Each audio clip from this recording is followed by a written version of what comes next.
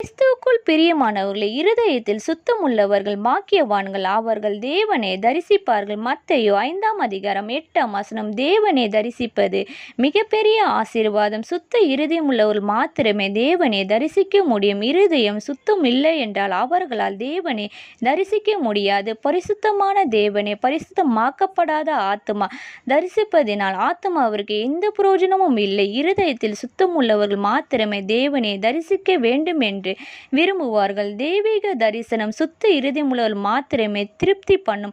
ஆம் பிரியமானவர்களே, பூரண சந்தோஷமுள்ள இருதயம் தேவனை தரிசிக்கும். நமது இருதயம் சுத்தமாக இருந்தால் தேவனை விசுவாசித்தனால் தரிசிக்கலாம். நமது இருதயம் சுத்தமாக இருந்தால் நமது ஜீவியம் ஆசீர்வதிக்கப்படும். இந்த சத்தத்தை கேட்டுக்கொண்டிருக்கிற சகோதர சகோதரிகளே, வேதம் சொல்லுகிறது, நான் பரிசுத்தர், ஆகையினால் நீங்களும் பரிசுத்தராய் இருங்கள். தேங்க்யூ. God bless you.